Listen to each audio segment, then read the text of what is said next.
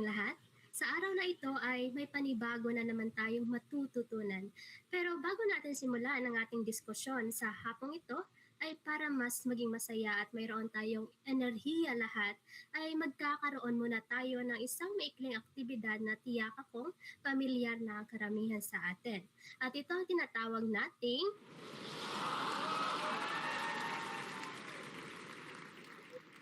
down. So sa aktibidad na ito, ano ba yung gagawin? So ang aktibidad na ito, ang gagawin ninyo ay kailangan ninyong itaas ang inyong kamay at dapat ay naka-on ang inyong mga camera para makita ko kung itinaas niyo talaga ang inyong mga kamay. Dahil mamaya ay may sasabihin ako mga salaysay o mga statement at kapag sa tingin ninyo ay naranasan o nakaka-relate kayo rito ay ibaba nyo lamang ang isa sa inyong mga daliri. Yan, gaya nito. At kapag hindi naman ay panatilihin lamang na nakataas ang inyong mga daliri. So naintindihan ba? Kung oo ay bigyan ninyo ako ng heart reaction. Sige nga, yan, maraming salamat at nakikita ko na handang-handa na kayo, kaya huwag na natin itong patagalin pa. So para sa una nating salaysay, ayan, naiinis, sino ba sa inyo dito o put a finger down kung naiinis ka sa mga taong hindi marunong mag-fact check pero ang lakas mag-comment.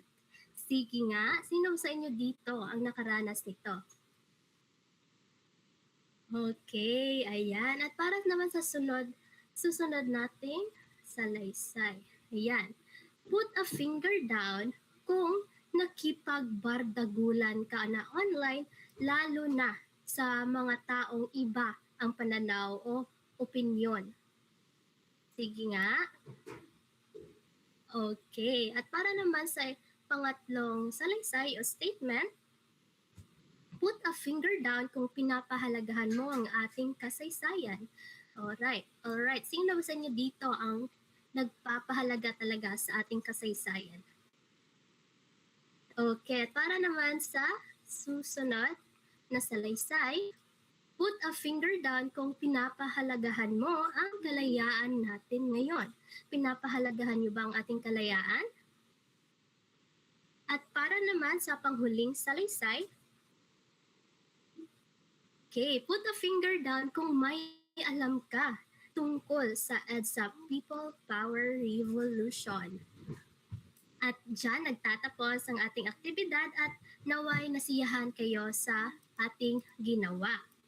So, sa mga ipinakita kong mga salaysay o mga statement kanina, yun ay may kaugnayan sa ating magiging talakayan sa hapong ito. Kung kayo ay pamilyar na tungkol sa EDSA People Power Revolution, ay tiyak akong mas madaragdagan pa ang inyong mga kaalaman. At kung hindi naman ay huwag kayong mag-alala sapagkat tutulungan namin kayo para kayo ay may matututunan pa rin sa araw na ito. Pero bago pa man iyan, maglakbay muna tayo sa iba't ibang panahon ng panitikan para mas maintindihan natin kung paano ito umunlad at bakit mahalaga ang panitikan sa panahon ng bagong demokrasya. Ayan. At para sa una nating tatalakayin ngayon ay ang panahon ng katutubo. So sa panahon ng katutubo, wala pang mga libro o mga computer gaya ng naranasan natin ngayon. Kaya ang lahat ng mga kwento at mga karunungan noon ay ipinasalindila lamang. Ibig sabihin, sa pamamagitan ng oral tradition o mga pagsasalita, ang mga alamat, yung mga epiko, mga bugtong at salawikain ay ipinapasa sa pamamagitan ng pagsasalita. So halimbawa lamang ito yung epiko ng biag ni Lamang na alam kong pamilyar kayo. At hindi lang ito isang kwento ng kabayanihan dahil nagtuturo rin ito ng tamang asal, respeto sa pamilya at pakikipagkapwa. At dito natin nakikita na ang panitikan ay salamin ng ating kultura at pamumuhay ng mga ninuno natin noon. Ayan, at para naman sa sunod nating tatalakayin ang panahon ng Kastila. So, Noong pagdating ng mga Kastila, ginamit nila ang panitikan bilang kasangkapan ng relihiyon at kolonyalismo. Dahil ang layunin ng mga Kastila ay ipalaganap ang Kristyanismo, di ba? Kaya ang karamihan sa mga aklat at sulatin noon ay mga tungkol sa panrelihiyon tulad ng mga aklat ng dasal, kwento ng buhay ng mga santo at mga katikismo. At sa ganitong paraan, ang panitikan ay nagiging instrumento ng kontrol at edukasyon sa ilalim ng kolonyal na pamahalaan. Ngunit sa kabila ng ganitong limitasyon, nagkaroon pa rin ng paggising ng damdabing makabayan. Paano ba? Dahil sa panahong ito, sa panahon ng Kastila, dito lumitaw yung mga akda ni Jose Rizal. Ang pinakasikat, ang No Limitang Ire at yung El Filibusterismo na nagmulat sa mga Pilipino sa tunay na kalagayan ng ating bansa noon. At hindi lang ito mga kwento ng kababalaghan o moralidad dahil ipinakita nito ang katiwalian ng ating pamahalaan o ng pamahalaan sa panahong ito, yung mga pang-ubuso ng mga praile na makikita din natin sa aklat na o sa akdang No Limitang Ire at yung mga kahirapan ng mga karaniwang tao. At ipinakita lamang nito na kahit ang panitikan ay ginagamit ng mga mananakop para kontrolin ang isip at tandamin ng mga tao, yung mga mamamayan, pwede pa rin itong maging boses ng pagbabago at paglaban. Sunod naman ay ang panahon ng Amerikano. So sa panahong ito, ipinakilala ang edukasyon at panitikang Ingles. At dito rin dumating yung mga guro na kilala natin sa tawag na Thomasites. Okay? At nagturo sila sa mga paaralan at nagpalaganap ng bagong paraan ng pagkatuto. At dahil dito, nagbago rin ang anyo ng panitikan sa Pilipinas. Bakit nga ba? Dahil lumabas sa panahong ito yung mga maikling kwento, sanaysay at nobela at hindi na lamang ito tungkol sa relihiyon katulad ng panahon ng Kastila dahil sa panahong ito nagsimula ng talakayin ang iba't ibang aspeto ng buhay sa lipunan, politika at maging ang karanasan ng mga kabataan.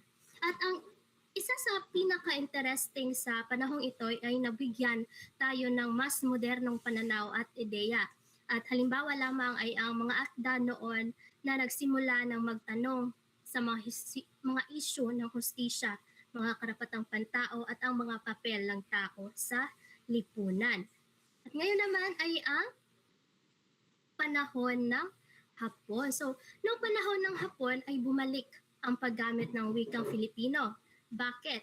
Dahil sa panahong ito ay yung mga Hapon ay sinikap nilang limitahan ang impluwensya ng Ingles at ng mga Kastila. Kaya naman ay nagkaroon ng pagkakataon ang mga Pilipino na mas muling ipakita ang kanilang sariling wika sa panitikan. At kahit na maikli lang ang panahon na ito dahil mayroon lamang silang 3 taon na pananakop sa ating bansa, ay malaki pa rin ang naging epekto nito sa panitikang makabayan. At ang mga akda noong panahong ito ay karaniwang tumatalakay sa pagmamahal sa bayan, pagkikibaka at pagpapanatili ng kultura. At ito rin ang nagpapatibay sa pagkakakilanlan natin bilang Pilipino. At sa kabila man ng pananakop at kontrol na ginawa nila, ay ipinakita pa rin ang panitikan sa panahong ito na ang wika at kultura ay hindi basta-basta mawawala.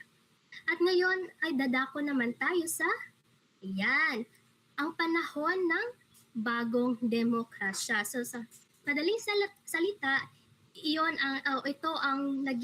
ito yung focus natin sa hapong ito, no? Yung panahon, yung mga panitikan sa panahon ng bagong demokrasya. So sa panahong ito, ang panitikan ay naging buhay at bahagi na ng ating pang-araw-araw na karanasan, lalo na bilang mga kabataan. At dahil dito, mahalaga nating pag-aralan at unawain ang mga panitikang ito at makikita natin ang iba't ibang kahalagaan nito sa 5 aspeto na siyang tatalakayin natin. Ayan. O, diba? May 5 aspeto tayong tatalakayin at unang-una na riyan ay ang pagpapalawak ng kamalayan.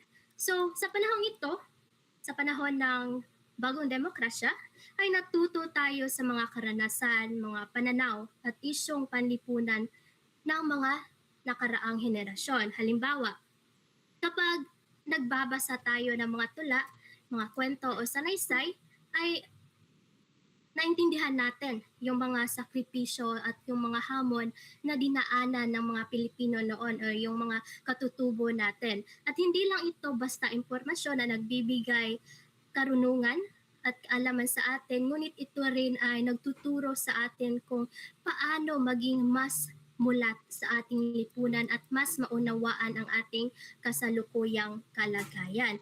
Pangalawa ay ang pag-unawa sa kalayaan at karapatan. So ipinapakita ng panitikan kung paano ipinaglaban ang yung malayang pagpapahayag at karapatang pantao. Sa bawat kwento at sa bawat sanaysay na isinulat sa panahong ito ay makikita natin yung tapang ng mga manunulat na magsalita laban sa katiwalian at mga pang-uubuso kahit may panganib sa kanilang sarili. At ang pangatlo ay ang pagpapayabong ng kritikal na pag-iisip. So hinahamon tayo ng panitikan sa panahong ito na magsuri, magtanong at bumuo ng sariling opinyon tungkol sa lipunan. Hindi lang ito basta-basta pagbabasa dahil kailangan natin na maintindihan kung bakit isinulat ang isang akda. Ano ba ang mensahe nito? At paano ba ito na konektado sa ating pang-araw-araw na buhay? Dahil sa ganitong paraan, nahahasa ang ating kakayahan sa pagsusuri at pagtukoy sa tama at mali sa ating paligid. At ang pang-apat na kahalagan ay ang koneksyon sa kasalukuyang henerasyon. Dahil ang bawat henerasyon ay konektado lamang, makikita natin na yung mga karanasan ng panitikan ay hindi na malayo sa mga naging karanasan natin ngayon bilang mga kabataan. So, halimbawa, yung mga isyong tinalakay ng mga manunulat ng bagong demokrasya, yung mga karapatang pangtao, politika at lipunan, ay makikita rin natin sa mga diskusyon at debate na ating nakikita sa social media, sa Facebook, sa Twitter, or sa X at iba pa. At ang panitikan ay nagiging tulay upang maunawaan natin na ang mga pakikibaka ng nakaraan ay may epekto talaga sa ating buhay ngayon. At ang panghuling kahalagahan ay ang inspirasyon sa malikhaing pagpapahayag. So hinihikayat tayo ng panitikang ito na magsulat, magpahayag, at maging bahagi ng kasalukuyang panitikan mula sa libro, tula at sanaysay hanggang sa blogs at social media posts. At nagbibigay ito ng oportunidad sa atin na maipahayag natin ang ating sariling boses at ideya at damdamin sa makabagong paraan. At ngayon naman ay ating alamin kung ano ba ang kaugnayan ng panahong ito sa kasalukuyan. Dahil katulad ng sinabi ko kanina, ang bawat henerasyon, yung bawat panahon ng naranasan natin ay mayroon talagang koneksyon sa kasalukuyan. Ayan. At unang-una riyan ay ang refleksyon ng lipunan dahil makikita natin na ang tunay na kalagayan at isyo ng ating bansa. Diba? At pangalawa ay ang hamon at inspirasyon para sa kabataan dahil hinihikayat tayo na nitong maging kritikal at maging mapanuri rin. Pangatlo ay ang pagpapalawak ng kaisipan at pananaw dahil natututo tayong makita ang mundo sa iba't ibang perspektibo o iba't ibang pananaw. At yung pang-apat ay ang pagpapatuloy ng pamana at tradisyon dahil ipinapasa nito ang kasaysayan at kultura sa mga susunod na henerasyon pa. At ang panghuli ay ang pagsasanay sa kritikal na pag-iisip dahil hinahamon tayo nitong magsuri at bumuo ng ating sariling opinyon. Kaya bilang kabataan, hindi lang natin basta binabasa ang panitikan. Ito ay paraan rin upang maging mas mulat, mas kritikal, at mas malikhaing bahagi ng ating lipunan gamit ang boses at talento natin sa modernong panahon. At hindi lamang dyan nagtatapos ang ating talakayan dahil narito pa ang ilan sa mga pagpapaliwanag tungkol sa panitikan sa panahon ng bagong demokrasya.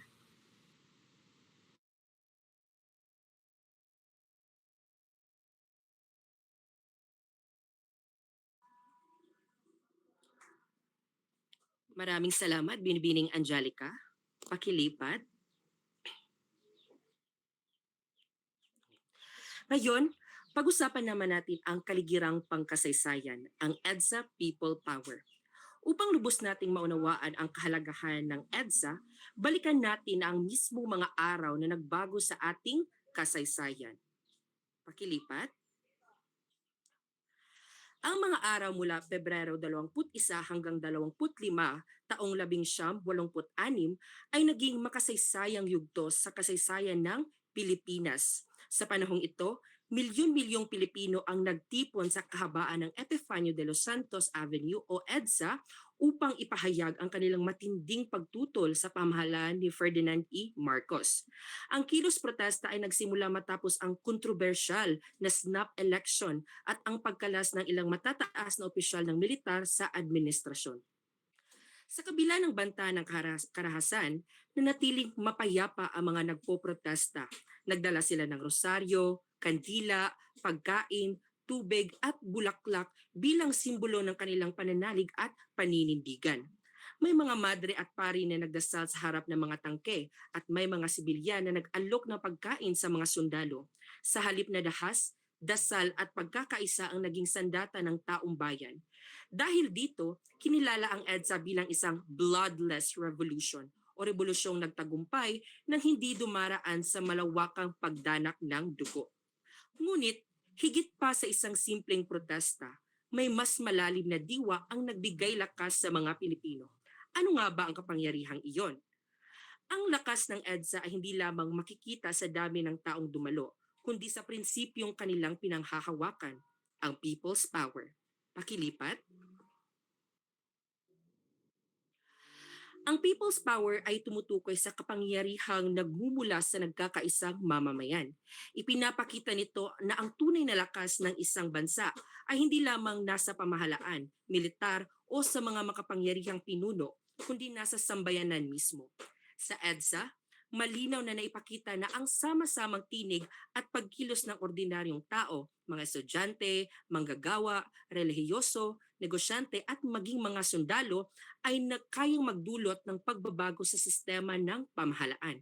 Hindi sila gumamit ng armas, ginamit nila ang kanilang paninindigan, pananampalataya at pagkakaisa. Ang people's power ay naging simbolo ng mapayapang pakikibaka para sa demokrasya at karapatang pantao.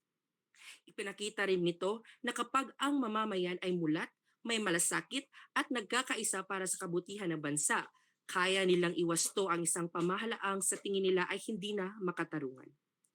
At dahil sa lakas ng nagkakaisang mamamayan, nagkaroon ito ng konkretong bunga, isang malaking pagbabago sa pamumuno ng bansa.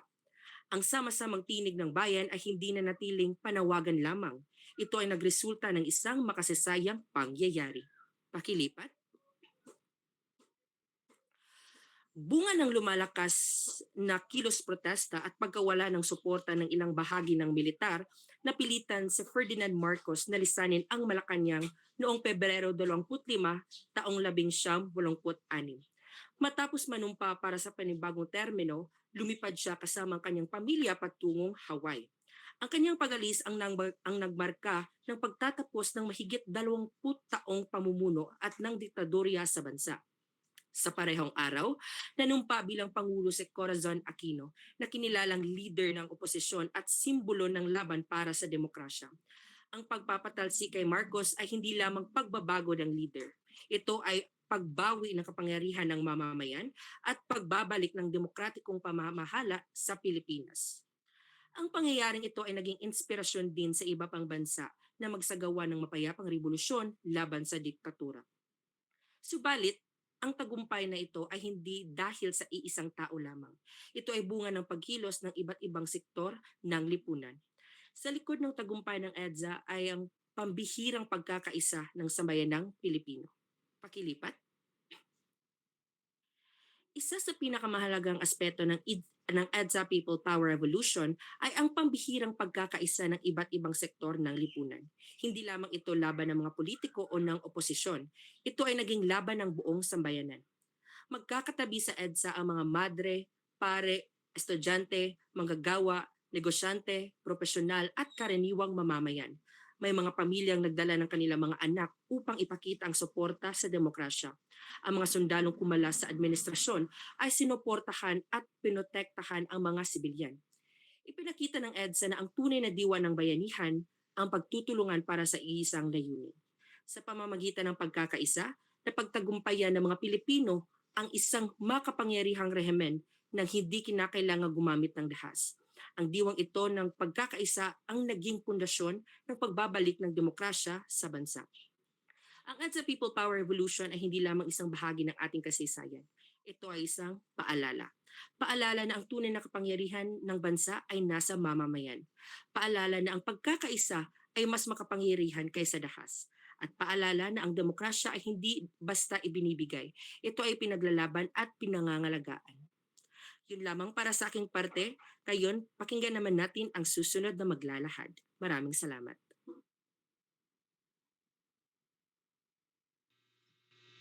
Maraming salamat, Ginoong Jidil. Naririnig niyo ba ako? Maaari niyo bang i-click ang heart reaction? Maraming salamat. Okay, next slide po. Okay, ngayon ay tatalakayin naman natin ang mga sumunod na pamahalaan at kanilang filosofiya. So, bago inilunsad ang programang ito, mahalagang makilala muna natin, no? So, next slide. Si Fidel V. Ramos ay naging ika-12 Pangulo ng Pilipinas mula 1992 hanggang 1998. Kilala siya sa kanyang advokasya sa reforma sa pamahalaan, disiplina at kaunlarang pang-ekonomiya. Isa sa mga programa niya ay ang Moral Recovery Program or MRP. Ito ay isang programang nilunsad niya noong 1992 upang tugunan ang tinatawag na moral crisis ng bansa. Inulunsad ito sa pamamagitan ng Proclamation number 62 at pinalakas pa ito ng Executive Order number 319. So ang dalawang kautosang ito ay nagbibigay ng opisyal na suporta ng pamahalaan upang maisama ang values formation at moral development sa iba't ibang institusyon ng lipunan. Halimbawa ay ang paaralan, simbahan, at ang mga tanggapan ng gobyerno. Ngayon naman ay alamin naman natin ang layunin at implementasyon ng Moral Recovery Program. Okay, unang-una rito ay ang palakasin ang pagpapahalagang Pilipino. Yun ay ang katapatan, disiplina, pagmamahal sa bayan.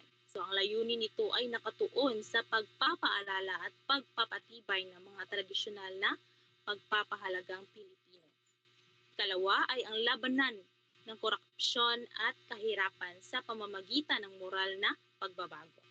Pinaniniwalaan na programa na ang korupsyon at kahirapan ay hindi lamang problema ng sistema, kundi pati ng moralidad ng mga tao. Katlo ay ang values formation programs sa mga institusyon. Nagpatupad ang pamahalaan ng iba't ibang seminar, workshop, at educational programs sa mga paaralan, opisina ng gobyerno at komunidad upang turuan ang mga tao ng wastong pagpapahalaga, responsibilidad at pagiging mabuting mamamayan. At pakikipagtulungan sa paaralan at simbahan. So mahalaga ang papel ng edukasyon at relihiyon sa paghubog ng moralidad ng mga tao. At ang anti-corruption program at pagsulong ng responsableng pamumuno. Ito ay isa sa mga layunin programang ito na hikayatin ang mga opisyal na pamahalaan na maging tapat, responsable at may integridad sa kanilang tungkulin. Ipinapaalala sa mga leader ng kanilang posisyon na isang serbisyo sa mamamayan, hindi isang paraan para sa pansariling kapakinabangan. So matapos nating malaman ang layunin, tingnan naman natin ang naging epekto epekto nito. Okay. Unang-una nito ang epekto sa lipunan. Mas pinatibay ang moralidad at integridad. So dahil sa mga programang pang-edukasyon at moral formation, mas naging mulat ang maraming mamamayan. Kalawa ay mas naging malakas ang values education. Ito ay naging mas mahalagang bahagi ng kurikulum sa mga paaralan. Tinuruan ang mga estudyante ng mga aral tungkol sa tamang pag-uugali, paggalang sa kapwa at pagiging responsableng mamamayan. Tatlo ay ang nagbigay diin sa responsableng pamumuno at disiplina. So, pinatibay din ng programang ito ang idea na ang mga leader ng bansa ay dapat magsilbing mabuting halimbawa sa mamamayan. Ngayon naman ay sa panitikan. Ito ay tumatalakay sa moralidad at etikal na pamumuhay. So ipinapakita sa mga akda kung paano nakaka-apekto ang mabuti o masamang pag-uugali sa buhay ng tao at sa lipunan. Nagpapakita din ito ng kritika sa katiwalian. Ito ay ginagamit ng mga manunulat upang tuligsain ang katiwalian sa pamahalaan at lipunan. At nagbibigay ng panawagan para sa pagbabago ng lipunan. Ito ay nagsisilbing instrumento ng pagising sa kamalayan ng mamamayan. So sa kabuuan, ipinapakita ng Moral Recovery Program ni Fidel V. Ramos ang kahalagahan ng moralidad, disiplina at pagpapahalaga sa lipunan. Ngunit matapos ang kanyang administrasyon, nagkaroon naman ng bagong leader. At tatalakayin natin ito. Next slide.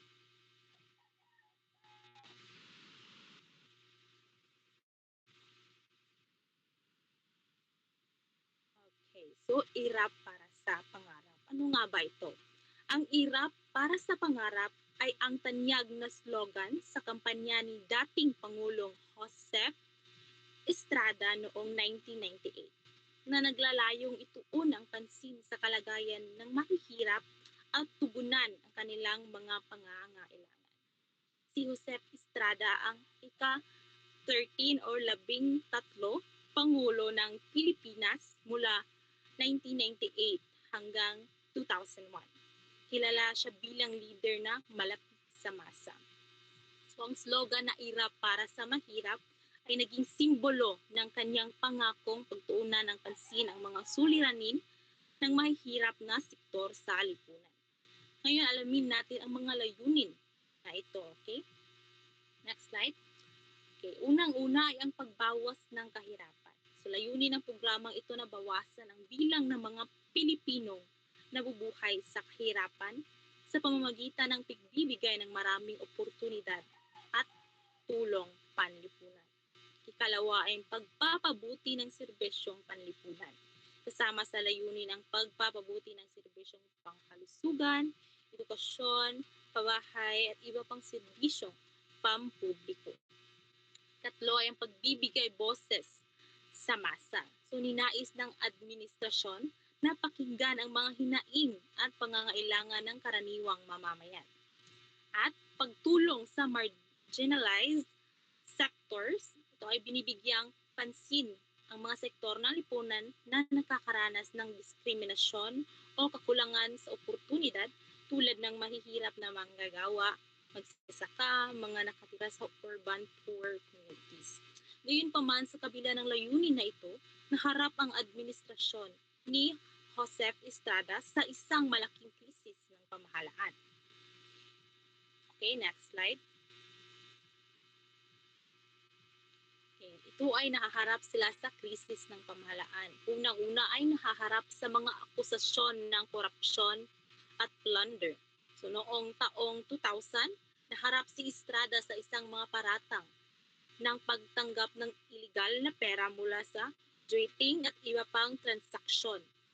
Dahil dito, nagsimula ang isang impeachment trial laban sa kanya sa Senado.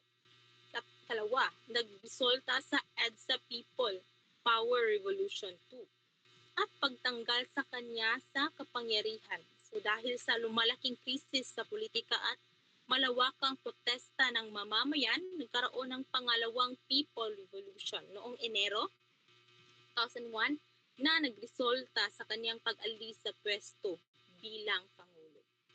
Sumatapos ang krisis ng pamahalaan na kinakaharap ng administrasyon, nagkaroon ito ng malawak na epekto hindi lamang sa politika, kundi pati na rin sa lipunan at panitikan.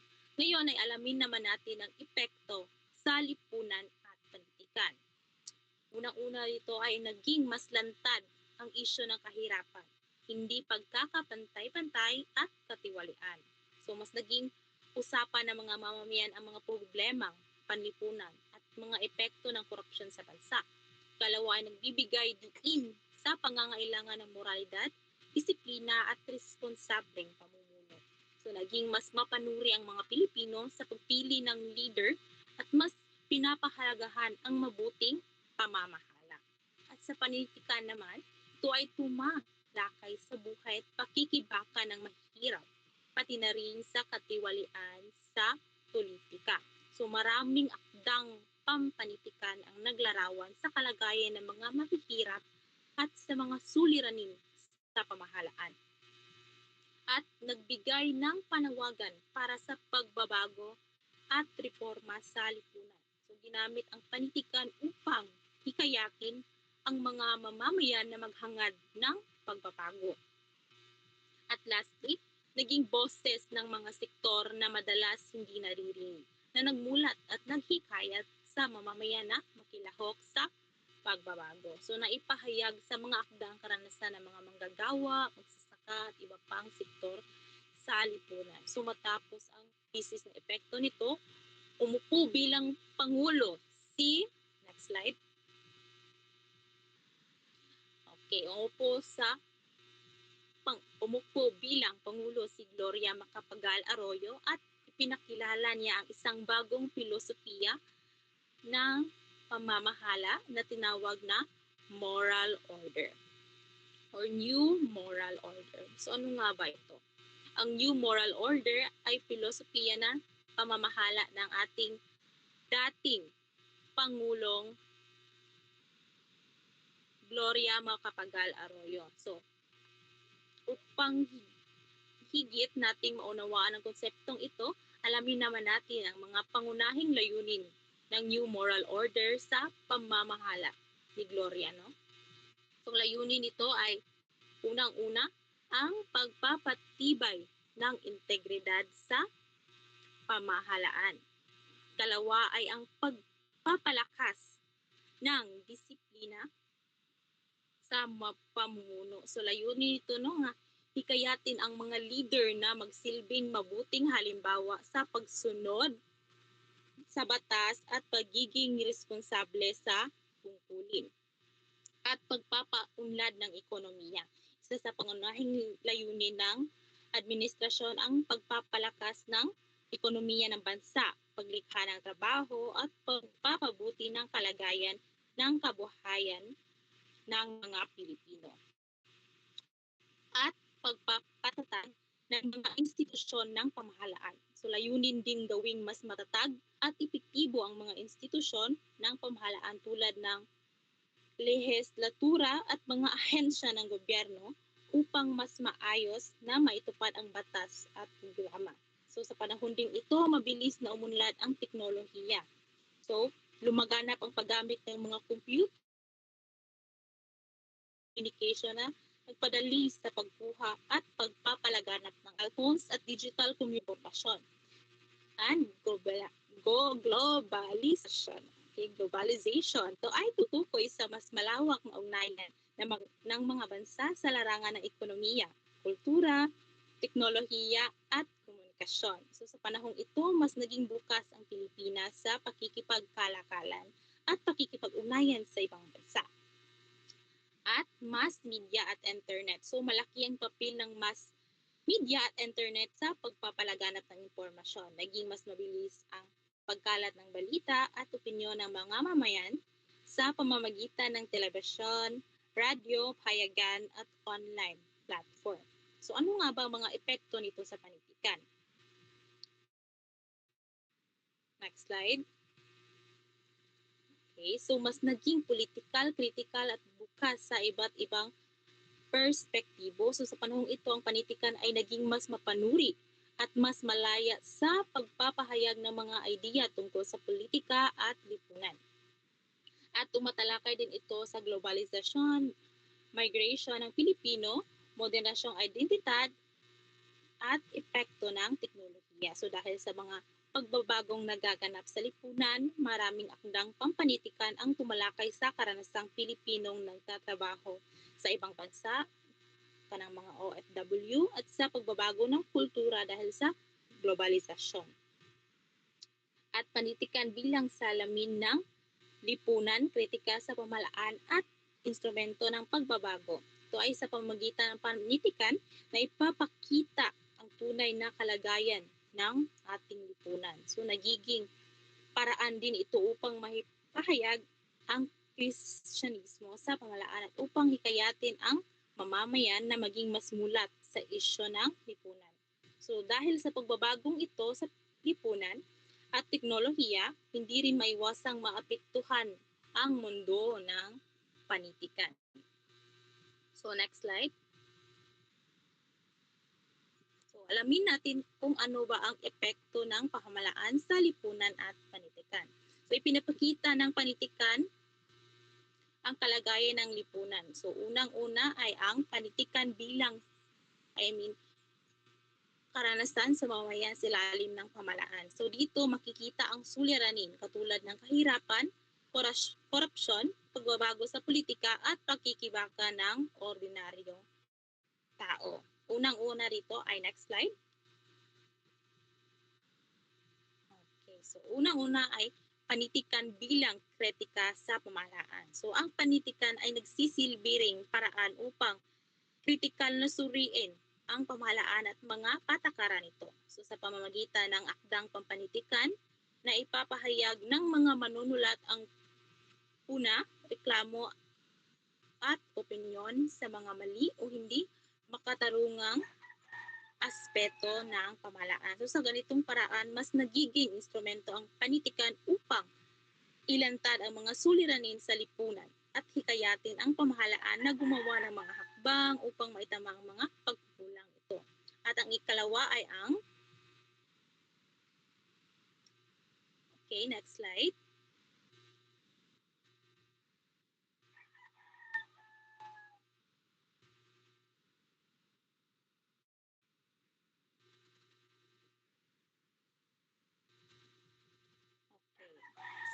Kalawa ay ang panitikan bilang salamin sa lipunan. So ipinapakita ng panitikan ang kalagayan ng lipunan at ang karanasan ng mga mamamayan sa ilalim ng pamahalaan. So dito makikita ang mga suliranin tulad ng kahirapan, korupsyon, pagbabago sa politika at pakikibaka ng mga ordinaryong tao. So dito sa pamamagitan ng mga akdang panitikan katulad ng mga tula, ikling kwento, nobela at sanaysay na ilarawan ng mga tunay na pangyayari at karanasan ng mga tao sa lipunan. So nagiging paraan ito upang maipakita kung paano naapektuhan ng mga patakaran at pamumuno ng pamahalaan ang pang-araw-araw na buhay ng mga mamamayan. At lastly ay ang next slide. Okay. Ito ay ang panitikan bilang kritika sa pamahalaan. So bukod sa pagninilay at kritika, nagiging kasangkapan din ang panitikan upang mahikayat ang mamamayan na makahilahok sa pagbabago. So sa pamamagitan ng mga akda, nagkakaroon ng diskurso tungkol sa mga isyu.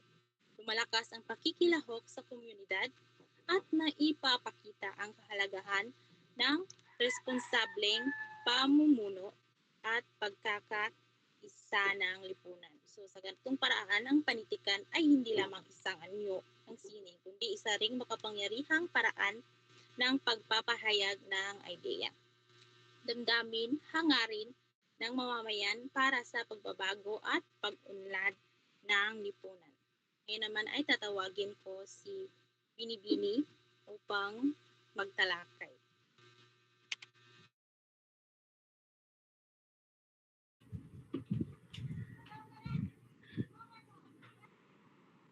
Pakilipat Ngayon naman ay ating tatalakayin ang tungkol sa isyong panlipunan sa panahon ng bagong demokrasya. So sa panahong ito, nagkaroon ng kalayaan sa pamamahayag at pagboto. Ngunit may mga bagong pamahalaan na natili pa rin ang maraming suliraning panlipunan katulad lamang ng karahasan, kahirapan, prostitusyon at krimen.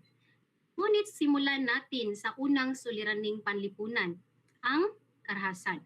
So ito ang mga kilos na nagdudulot ng pinsala sa tao. So sa kabila ng pagbabalik ng demokrasya, nanatili ang kawalan ng katatagang politikal. May mga grupong kadalasan mula sa militar o rebelde na sinubukang pabagsakin o agawin ang mga kapangyarihan ng pamahalaan. At may mga labanan din na gumagamit ng armas sa iba't ibang lugar ng bansa. At patuloy din ang paglabag sa karapatang pantao at kabilang narito ang extrajudicial killings at iba pang anyo ng abuso. Lagay din ng karahasan sa tahanan lalo na laban sa kababaihan at mga bata. So sa ilang lugar naman ay makikita ang militarisasyon sa komunidad na nagdudulot ng takot sa mga mamamayan. Ang lahat ng ito ay nagpapakita na ang demokrasya ay hindi otomatikong nagtatanggal ng karahasan sa lipunan. At ngayon naman ay dadako tayo sa pangalawang suliraning panlipunan, ang kahirapan. Ito ang kakulangan sa pangunahing pangangailangan. Ito ay isa sa pinakamalaking hamon sa bagong demokrasya.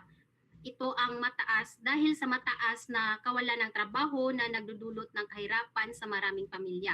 Ang hindi pantay na yaman ay lumilikha ng malaking agwat sa pagitan ng mayayaman at mahirap.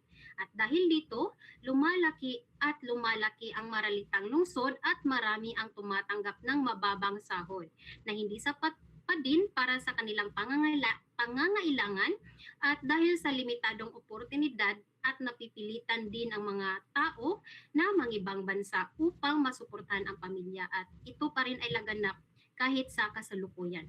So ngayon naman ay dadako tayo sa pangatlong suliraning panlipunan, ang prostitusyon. Alam kong pamilyar na kayo dito, ito ang pagbebenta ng katawan para sa kabuhayan. Ang prostitusyon ay isa ring malaking suliranin at ito ay bunga ng kahirapan. Maraming kababaihan at even mga kabataan ang napilitang pumasok sa ganitong gawain dahil sa kakulangan ng trabaho at edukasyon. At nagkakaroon din ng mga kaso ng human trafficking kung saan pinipilit at nililinlang ang mga tao, ang mga kababaihan o ang mga biktima. So ito rin ay nagdudulot ng sexual na pagsasamantala dahil sa kakulangan sa oportunidad at ang mga kababaihan ay naging vulnerabling kababaihan sa lipunan. At ngayon naman ay dumako na tayo sa panghuling suliraning panlipunan, ang krimen. So ang krimen ay kasabay ng kahirapan ay ang pagtaas ng krimen tulad ng nakawan, huldapan at ang paglaganap ng ilegal na droga. Isa sa pinakamalalang suliranin ay ang korupsyon sa pamahalaan na nagpapahina sa tiwala ng publiko at nagdudulot din ito ng pag-usbong ng organisadong krimen at mahinang pagpapatupad ng batas na lalong nagpapalala sa sitwasyong lipunan. So sa hanggang ngayon, sa ngayong kasalukuyan naman ay nanatili pa ring talamak ang krimen sa ilang lugar dahil dito maraming mamamayan ang nakakaramdam ng takot at pangamba sa kanilang kaligtasan at may mga pagkakataon din na hindi na sila gaanong kumpiyansang lumalabas lalo na sa gabi o sa mga lugar na kilala sa mataas na antas ng kriminalidad. Ngayon naman, paano ba naging panitikan ang mga suliraning panlipunan ito? Pakilipat. Dahil ang maestrong panlipunan na aking binanggit lang ay naging mahalagang paksa sa panitikan. Ang panitikan kasi ay nagsisilbing salamin ng lipunan na nagpapakita ng tunay na kalagayan ng bansa at ang buhay ng karaniwang tao. Gumamit ang mga manunulat ng realismo at panitikang mapanuri upang ilahad ang mga suliraning panlipunan ng makatotohanan. Naging tinig ng naaapi ang panitikan at nagbibigay daan sa pagtalakay sa suliraning panlipunan. Habang sumusulat sila or habang mulat ng kamalayan ang nagiging layunin nila upang mahikayat din ang mga mamamayan o ang mga mambabasa na mag-isip, kumilos at ipaglaban ang karapatan sa lipunan. So sa puntong ito, pakinggan naman natin ang susunod na maglalahad. Maraming salamat. Sa puntong ito, sana ay nakikinig pa din kayo dahil ating tatalakayin at susuriin ang kalagayan ng panitikan sa panahon ng bagong demokrasya. Katulad pa ba kaya ito ng panitikan ng mga nakaraang panahon o may mga pagbabago at pag-unlad ng naidulot ang bagong yugto ng ating republika? Yan ang ating aalamin ngayon. Ayon dito, bagamat iilang buwan pa lamang ang pagkakasilang ng tunay na Republikang Pilipinas, ay may mababakas ng pagbabago sa ating panitikan. At ang mga pagbabagong ito ay madarama na sa ilang mga tula, awiting Pilipino, pahayagan, sanaysay at talumpati at maging programa sa telebisyon. Mamaya ay iisa-isahin yan ang ating mga susunod na magbabahagi. Pero ngayon, alamin muna natin ang mga pagbabago, katangian at kalagayan ng panitikan sa panahon ng bagong demokrasya. Una na dito ay kalayaan sa pagpapahayag. Pagkatapos ng diktadora, nagkaroon ng mas malawak na kalayaan ang mga manunulat. Hindi na gaanong kontrolado ng pamahalaan ang mga nilalaman ng mga akda, kaya mas malayang na ipapahayag ng mga manunulat ang kanilang kritisismo, saloobin at opinyon. Halimbawa na dito ay ang akda ni Luwalhati Bautista, tulad ng dekada 70 na nagpapakita ng epekto ng diktadura at pakikibaka para sa kalayaan. Ipinapakita rito na mas malaya nang naipapahayag ng ating mga manunulat ang kanilang kritisismo kung kumpara natin sa nakaraang panahon. Halimbawa na lang ay yung batas militar, kung saan ang mga tula at mga akda ay ginagamitan ng mga malalalim na mga salita o metapora dahil sa censorship. Ngayon ay mas malaya na silang makapagbabahagi. Sunod naman ay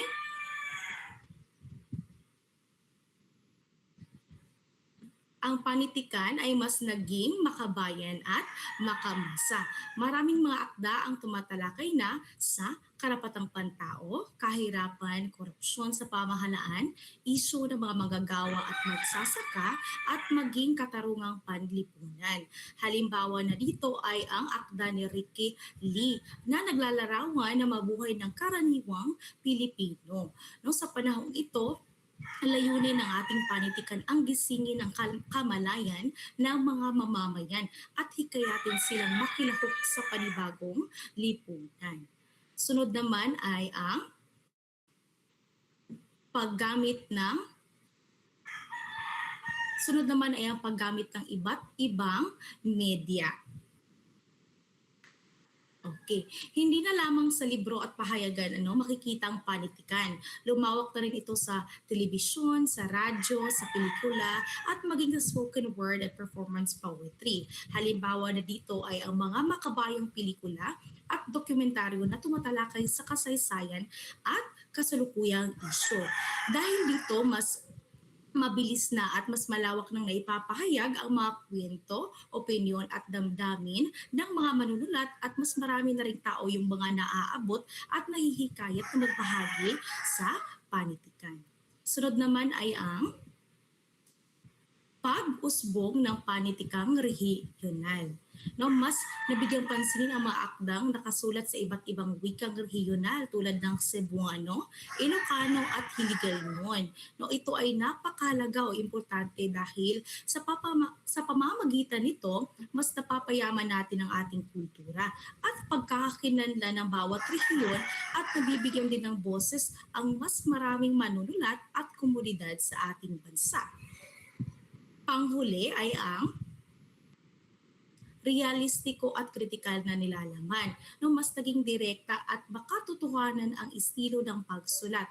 Ipinapakita rito ang tunay na kalagayan ng lipunan, hindi lamang ang romantikong pananaw.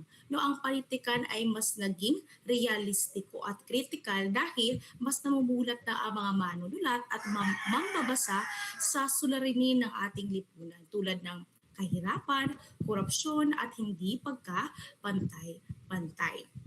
Sa kabuuan, ipinapakita ng mga katangian at kalagayan ng panitikan na patuloy itong umuunlad at tumutugon sa mga hamon ng panahon.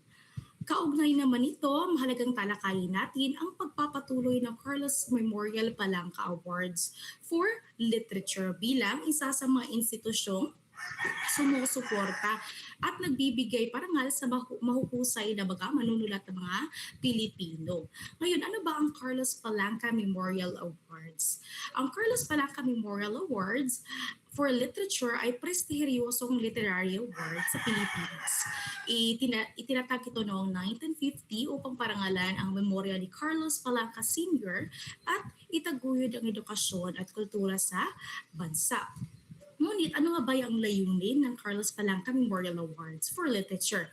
Ang layunin nito ay hikayatin ng mga manunulat na magkalikha ng mga dekalidad na panitikan sa pamamagitan ng pagbibigay ng parangal at insentibo. Hangad din itong tipunin, kilalanin at ipalaganap ang mahalagang akdang Pilipino para sa mas malawak na mambabasa. At gayon, ang Carlos Memorial Palanca Awards for Literature ay may iba't ibang kategorya. Kabilang narito ay ang maikling kwento, salaysay, tula, one-act play, akdang nakasulat sa Filipino, Ingles at mga regional na wika at marami pang iba. Ngayon, ipapakita ko sa inyo ang iilan sa mga itinanghal sa Diamond Jubilee Awardees o ika-75 o ika-75 taon ng Palanca Awards. Sa Kabataan Sanaysay, nandito si Joshua P. Manio sa kanyang akdang Tamang Pagluto ng Sinigang. Para naman sa Kabataan Essay, nandito si John Carl L. Guardian sa kanyang akdang The Salt Sermon. At sa Filipino Division naman ng maikling kwento, nandito si Lil Joseph M. Castel, isang kahong cassette tapes. No? Ipinapakita dito na kayang-kayang makipagsabayan ng ating mga makabagong manunulat. No? So base sa aking binahagi kanina, makikita natin na sa panahon ng bagong demokrasya, nagkakaroon ng makabuluhang pagbabago ang politikan ng Pilipinas at mas naging malaya ito at tuwiran ang pagpapahayag sa iba't ibang anyo. Sinasalamin din nito ang bukas na lipunan at nagsisilbing daan upang mapahayag ang ating mga saloobin, maitala ang kasaysayan at mahubog ang makabayang kamalayan ng mga Pilipino. Ngayon, susunod naman nating alamin ay patungkol sa panahon ng kasalukuyan. Maraming salamat, Binibining Saira, at magandang araw ulit po sa lahat. No? So ang aking tatalakayin ngayon ay tungkol sa panulaan sa kasalukuyan. No? Alam naman natin na ang panulaan ay isang anyo ng panitikan na nagpapahayag ng damdamin, kaisipan at pananaw ng tao sa pamamagitan ng masining na pananalita. Ngunit sa makabagong panahon ngayon, nagbago na ang paraan ng pagsulat ng tula. Hindi na ito katulad ng mga sinaunang tula na may mahigpit na sukat at tugma. No? Mas nagiging malaya, mas matapang at mas nakatuon ito sa mga tunay na nangyayari sa ating lipunan. Pakilipat. Ngayon, ano nga ba ang panulaan sa kasalukuyan? No? Ang panulaan sa kasalukuyan ay tumutukoy sa mga tulang na likha mula sa makabagong panahon hanggang sa ngayon. Ito ay sumasalamin sa kasalukuyang kalagayan ng lipunan, kultura, politika at personal na karanasan ng mga tao. Hindi na ito limitado sa tradisyonal na sukat at tugma, kundi mas pinapahalagahan ang malayang pagpapahayag at makabuluhang mensahe. No? Pakilipat. Ito po ay mayroon ng makabagong anyo ng tula, mas malaya sa forma at estilo, at tumatalakay sa isyong panlipunan at merong personal at makataong damdamin. Sa madaling salita po, ang panulaan sa kasalukuyang panahon ay hindi na lamang tungkol sa pag-ibig o kalikasan na maririnig natin kadalasan sa mga sinaunang panahon noon. Halimbawa po, yung guro natin noon ay nagpapasulat ng tula at ang madali po nating naisip na paksa ay yung tungkol sa pag-ibig, hindi ba?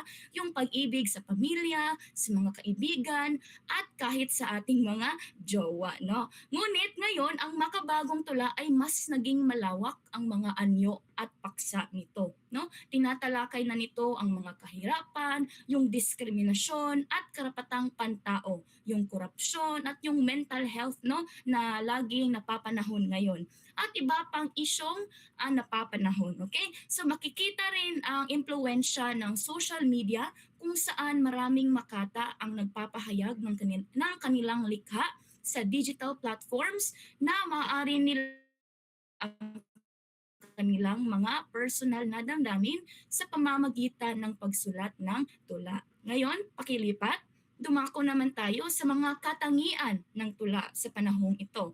Una, ito ay malayang taludturan. So sa kasalukuyang panahon po, karamihan sa mga tula ay gumagamit ng malayang taludturan o sa Ingles ay free verse, no? Ibig sabihin hindi na ito nakatali sa traditional na sukat at tugma na karaniwang makikita sa mga sinaunang anyo, wit at mga kuredo. Sa halip na porma ang bigyang diin, no, mas pinapahalagahan mensahe, yung emosyon at yung ideya. Dahil dito mas naging natural ang daloy ng pananalita at mas malaya ang makata sa pagpili ng salita, yung haba ng taludtod at estruktura ng tula. Ang malayang salamin din sa kalagayan ng pag-iisip ng mga makabagong henerasyon, hindi na limitado sa tradisyon, kundi bukas sa pagbabago at mga eksperimento. No, pangalawa, ito ay may makabagong paksa at konteksto. No, kagaya ng sinabi ko kanina na ang ay meron ng mga malawak na anyo at estilo dahil nakatuon na ito sa realidad ng lipunan. Hindi na lamang ito tungkol sa mga pag-ibig, sa kalikasan, kundi tumutukoy na rin ito sa mga korupsyon sa pamahalaan, yung kahirapan at kawalan ng hustisya, yung gender equality at karapatang pantao, yung mental health at identity crisis, at yung epekto ng teknolohiya at social media. Na makikita rito na ng kasalukuyang panahon. Ito ay nagiging paraan upang maipahayag ang saloobin ng tao hinggil sa mga isyong nararanasan nila araw-araw. At sa ganitong paraan na hindi lamang sining, kundi nagiging instrumento ito ng kamalayan at pagbabago sa lipunan. Pangatlo, ito ay direkta na at matapang na pananalita. Isa pang mahalagang katangian ng makabagong tula ay pagiging direkta at pananalita. Kung noon ay gumagamit ang maraming simbolismo at malalim na talinghaga upang ipahayag ang mensahe, sa ngayon ay mas lantaran at tahasan ang pagpapahayag ng saloobin, lalo na sa mga isyong panlipunan at pampolitika. Ang mga makata ngayon ay hindi na matatakot o natatakot magsalita laban sa mga diskriminasyon, yung pangabuso sa kapangyarihan at yung kawalan ng hustisya. No, dahil dito ang tula ay nagiging boses ng mga mamamayan at anyo ng protesta o pakikibaka. At panghuli, ito ay may personal at subjektibo at emotional, no? So malaki rin ang papel ng sariling karanasan ng damdamin sa makabagong panulaan. Maraming tula ngayon ang tumatalakay sa mga heartbreak, no, ng pag-ibig, yung mga anxiety at mental struggles, pangarap at kabiguan, at yung pagkilala sa sariling identidad, no? Ang ganitong uri ng tula ay mas personal at subjective, no? Ibig sabihin nakabatay ito sa sariling pananaw at emosyon ng mga manunulat.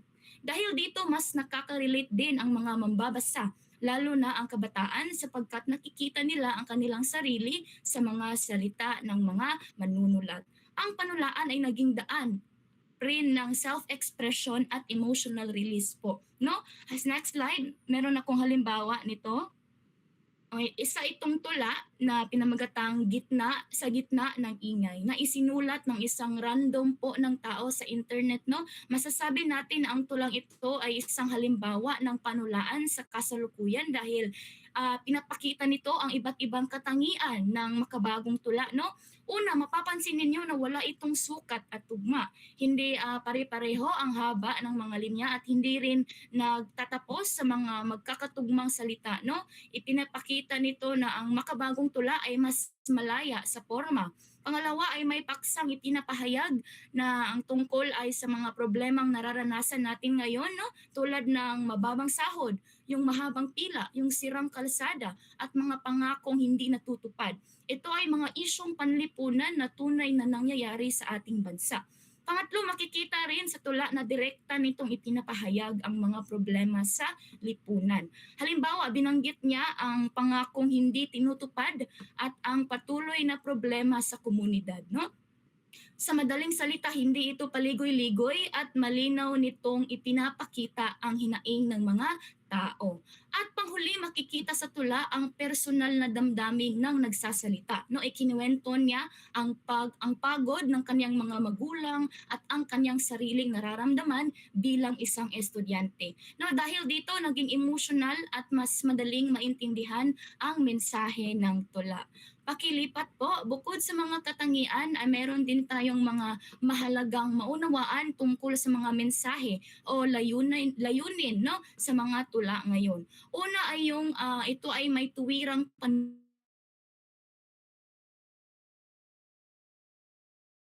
sa maling pamamahala, panawagan sa hustisya at tinig ng mga mamamayan. No, sa kasalukuyan, ginagamit ang tula bilang sandata laban sa katiwalian. Sa maraming makata ang nagsusulat upang ilantad ang maling gawain ng mga nasa kapangyarihan. No? Hindi ito basta panitikan lamang, kundi isang anyo ng protesta. At layunin nitong imulat ang kamalayan ng tao at hikiyatin ang pagbabago sa lipunan. Pangalawa po, pakilipat, meron din tayong pagpupuri sa kabutihan. Ayan, pagkilala sa kabayanihan, pagpapahalaga sa pamilya, pagkakaisa at malasakit at pagbibigay ng inspirasyon. Lalong-lalo na nung yung pandemic days, no, ang ating mga frontliners, sila ang ating kinikilalang mga bayani, no? So hindi puro po na ang panulaan sa kasalukuyan po. Pinapahalagahan din nito ang kabutihan sa lipunan. Halimbawa, pagpupuri sa ating mga guro, sa ating mga magulang at ordinaryong taong gumagawa ng mabuti.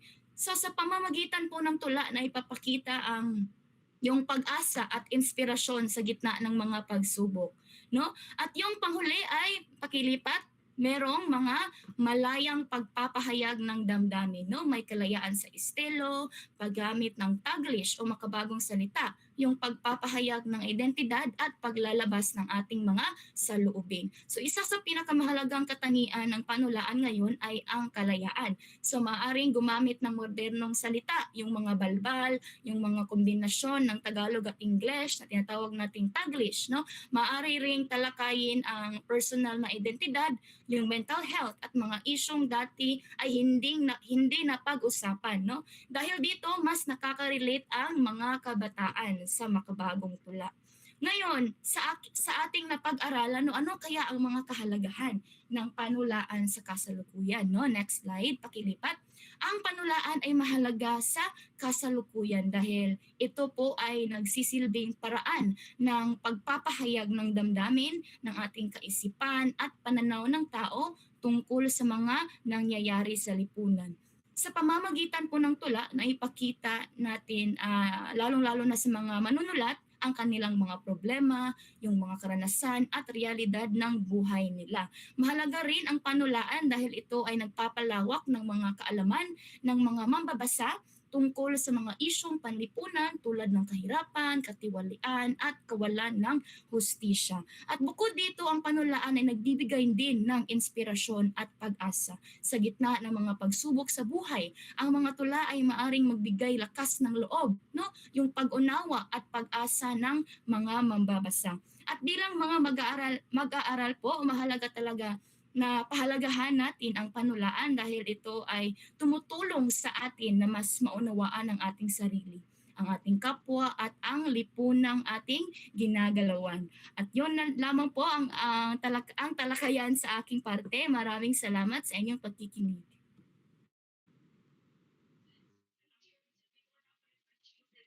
Muli, magandang araw sa ating lahat. May katanungan lamang po ako. Isipin po natin sandali. Paano kaya kung wala ang musika sa ating buhay? Paano kung wala ang mga awit na nagbibigay sa atin ng inspirasyon, pag-asa at lakas ng loob sa mga panahong tayo ay nahaharap sa mga hamon? Sa kasaysayan ng Pilipinas, ang musika ay hindi lamang simpleng tunog na ating naririnig. Ito ay nagsilbing boses ng damdamin ng sambayanan.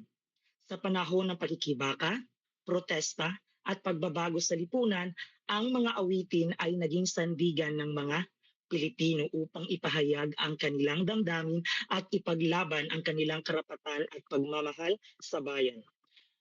May mga awit na hindi lamang basta kinakanta. May mga awit na nagiging bahagi ng kasaysayan ng isang bansa.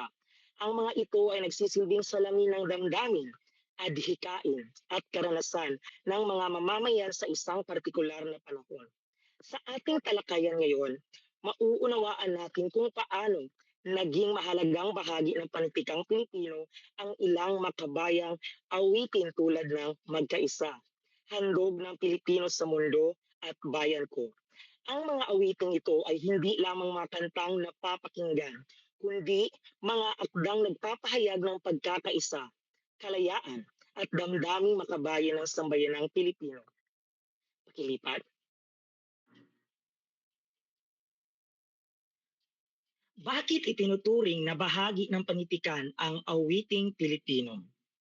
Ang awiting Pilipino ay maaaring ituri na bahagi ng panitikan dahil naglalaman ito ng mga ideya, damdamin at karanasan ng mga tao na ipinapahayag sa pamamagitan ng malikhaing paggamit ng wika, katulad ng tula at iba pang akdang pampanitikan.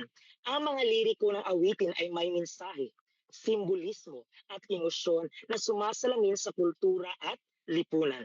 Sa katunayan, maraming awitin sa Pilipinas ang naging mahalagang bahagi ng ating kasaysayan. Ang mga ito ay nagsisilbing tagapagdala ng mga kwento ng pakikibaka, pag-asa at pagkakaisa ng mga Pilipino sa iba't ibang panahon. Sa pamamagitan ng musika, mas madaling na ipapahayag at nararamdaman ng mga tao ang mga ideya at damdamin na nais iparating ng isang awit. Dahil dito, ang awiting Pilipino ay hindi lamang isang anyo ng libangan. Ito ay isang makapangyarihang anyo ng panitikan na maaaring maka-impluwensya sa pag-iisip at damdamin ng mga mamamayan. Ilipat. Ngayon, ito ang unang awit na ating tatalakayin ay ang Magkaisa. Ito ay isang makabayang awiting Pilipino na naging mahalagang simbolo ng pagkakaisa ng mga mamamayan noong 1986 ng People Power Revolution sa Pilipinas. Ang kanta ay inawit ni Vernalisa Lubereza, isinulat ni Tito Soto at inayos ang musika kasama si Homer Flores.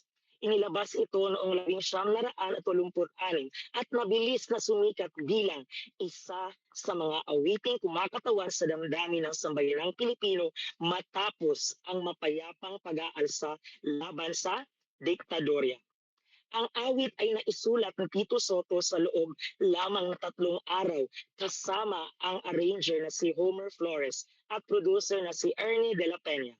Na-record ito ni Vernal Lisa noong Marso 1, 1986 sa Tasha Recording Studio sa Quezon City, ilang araw lamang matapos ang tagumpay ng People Power Revolution.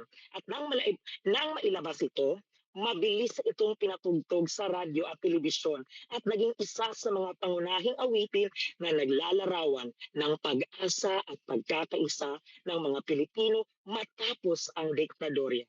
Makilipat. Ang salitang magkaisa ay nangangahulugang magbuklod at magsama-sama para sa iisang layunin. Dahil dito, ang awit ay nagsilbing panawagan sa mga Pilipino na magtulungan upang makamit ang kalayaan, demokrasya at kapayapaan sa bansa. At sa kontekstong pampanitikan, ipinapakita ng awiting magkaisa kung paano nagiging instrumento ng pagbabago ang musika. Pagilipat. Ang mga liriko nito ay nagpapahayag ng kahalagahan ng pagtutulungan ng mamamayan at ng paniniwala na ang pagkakaisa ang susi upang makamit ang tunay na pagbabago sa lipunan. Okay? Ngayon, ang ikalawang awit na ating tatalakayin ay ang handog ng Pilipino sa mundo. Ito ay isang makabayang awit na isinulat ni Jem Paredes, miyembro ng kilalang grupong Apo Hiking Society, matapos ang tagumpay ng 1936 ng EDSA People Power Revolution. Ang kanta ay inawit ng isang grupo ng mga kilalang mang-aawit sa Pilipinas na nagsama-sama bilang isang supergroup. Layunin ng awiting ito na ipagdiwang ang mapayapang revolusyon na nagpatalsik sa diktadorya at nagbalik ng demokrasya sa bansa. Kilipat. Sa mga liriko ng kanta, inilalarawan kung paano nagkaisa ang iba't ibang sektor ng lipunan, mayaman at mahirap, pare, madre at sundalo, upang ipaglaban ang kalayaan at demokrasya. Bilang bahagi ng panitikang Pilipino, ipinapakita ng awiting ito kung paano nagiging tagapagdala ng kasaysayan, damdamin at makabayang mensahe ang musika. Ang kita mula sa kanta ay inilaan para sa rehabilitasyon ng Radio Veritas, isang istasyon ng radyo na naging mahalaga sa pagbibigay ng impormasyon sa panahon ng revolusyon. Pakilipat. Ang pamagat ng kanta ay may malalim na kahulugan sapagkat ipinapakita nito na ang mapayapang revolusyon ng mga Pilipino ay isang halimbawa na maaaring ipagmalaki sa buong mundo. Ayon sa mga tala, naisulat ni Jem Paredes ang kanta sa loob lamang ng ilang minuto matapos siyang hilingan na gumawa ng awiting maglalarawan sa diwa ng people power. Ang mga artist na umawit ito ay voluntaryong nagbigay ng kanilang talento at hindi tumanggap ng bayad bilang suporta sa diwa ng pagkakaisa. Pagkilipat.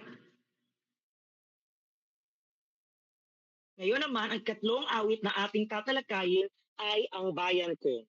Ito ay isa sa pinakakilalang makabayang awitin sa Pilipinas. Ang musika ng kanta ay nilikha ni Constancio de Guzman, habang ang mga liriko ay isinulat ng makatang si Jose Corazon de Jesus, na kilala rin sa sagisag panulat na Joseng Batute. Ang awit ay unang nilikha noong 1928 o 1929 sa panahon ng pananakop ng mga Amerikano sa Pilipinas, kung kailan maraming Pilipino ang naghahangad ng tunay na kalayaan para sa bansa. Pakilipat. Sa mga liriko ng kanta, ginamit ang matatalinghagang pahayag upang ilarawan ang kalagayan ng bayan. Inihalintulad ang Pilipinas sa isang ibong nakakulong sa hawla na sumisimbolo sa kawalan ng kalayaan ng bansa sa ilalim ng pananakop. At dahil sa makatang paggamit ng wika, ang awiting ito ay hindi lamang isang kanta, kundi isang akdang pampanitikan na nagpapahayag ng damdamin, kaisipan at karanasan ng mga Pilipino. Pakilipat. Lalo pang sumikat ang awiting Bayan Ko nang ito ay muling pinasikat ni Freddy Aguilar noong dekada 1980, lalo na sa panahon ng pakikibaka laban sa diktadorya. Sa mga kilos protesta at pagtitipon ng mamamayan, ang awiting ito ay naging simbolo ng paglaban para sa kalayaan at demokrasya. Kilipat. Papel ng musika sa revolusyon at damdaming makabayan. Malaki ang naging papel ng musika sa kasaysayan ng Pilipinas, lalo na sa panahon ng mga revolusyon at pagkikibaka para sa kalayaan. Ang musika ay hindi lamang isang anyo ng aliwan, kundi isang makapangyarihang instrumento ng komunikasyon, inspirasyon at pagpapahayag ng damdaming makabayan. Sa iba't ibang yugto ng kasaysayan ng bansa, ginamit ng mga Pilipino ang mga awitin upang maipahayag ang kanilang mga saloobin, adhikain at pagnanais na makamit ang kalayaan at demokrasya. Sa pamamagitan ng mga makabayang awitin at kundiman, napalakas ang loob ng mga mamamayan at revolusyonaryo. At kapag sabay-sabay na inawit ng mga tao ang mga makabayang kanta, nagkakaroon ng pakiramdam ng pagkakaisa at nagiging mas matatag ang kanilang paninindigan para sa bayan. At dahil dito, ang musika ay nagsilbing simbolo ng nasyonalismo at pagkakakilanlan ng mga Pilipino at nagbubuklod sa mamamayan sa iisang lipunan. Pakilipat. Ito ang makapangyarihang instrumento ng pakikibaka. Sa panahon ng Rebolusyong Pilipino laban sa mga Kastila, ang musika ay hindi lamang libangan. Ito ay ginamit bilang kasangkapan upang ipahayag ang damdaming makabayan at pagnanais ng kalayaan sa pamamagitan ng mga awitin na iparating ng mga Pilipino ang kanilang hinanaing pagdurusa at pag-asa para sa isang malayang bansa. Ilipat. Inspirasyon at pagkakaisa ng mga revolusyonaryo. Ang mga makabayang awitin ay nagpalakas ng loob ng mga katipunero sa panahon ng pakikibaka. Nagsilbi itong pinagmula ng tapang at pag-asa sa gitna ng panganib at digmaan. Ang sama-samang pag-awit ay nagbuklod sa mga Pilipino at nagpatibay ng kanilang pagkakaisa gaya ng sinabi ko kanina. Pakilipat. Paraan ng lihim ng pagpapahayag ng damdamin. Dahil sa mahigpit na kontrol ng mga Kastila, ginamit ng mga Pilipino ang kundiman at iba pang awitin upang ilihim na ipahayag ang pagmamahal sa bayan. Sa mga kundiman, ang minamahal ay kadalasang sumisimbolo sa inang bayan o Pilipinas at sa gitnang paraan na ipahayag ang pagtutol sa kolonyalismo at pagnanais ng kalayaan. Pakilipat. Simbolo ng nasyonalismo ito. Ang musika ay naging salamin ng kultura, kasaysayan at karanasan ng mga Pilipino. Ang mga makabayang awitin ay nagpaalab sa damdaming makabayan ng mga mamamayan. At ito ay nakatulong sa paghubog ng pambansang identidad at pagkakaisa ng bansa. Ilipat. Sa kabuuan, ang awiting Pilipino ay isang mahalagang bahagi ng panitikang Pilipino dahil ito ay nagpapahayag ng kasaysayan, damdamin at adhikain ng sambayanang Pilipino. Ang mga awitin tulad ng Magkaisa, Handog ng Pilipino sa Mundo at Ang Bayan Ko ay nagpapakita kung paano nagiging makapangyarihang instrumento ang musika sa pagpapahayag ng pagkakaisa, kalayaan at pagmamahal sa bayan. Ipinapakita rin ng mga awiting ito na ang panitikan ay hindi lamang matatagpuan sa mga aklat o tula, kundi maaari ring marinig sa mga himig at liriko ng mga awit na nagkukwento ng karanasan at pagkikibaka ng isang bayan. At sa pamamagitan ng musika, patuloy na nabubuhay at naipapasa sa mga sumusunod na henerasyon ang diwa ng pagkakaisa, pag-asa at damdaming makabayan ng sambayanang Pilipino. Yan lamang po. Maraming salamat. Maraming salamat, Ginoong Cabaluna. Magandang araw sa ating lahat. Ngayon ay tatalakayin ko ang maikling kwento at katangian nito sa kontemporaryong panahon.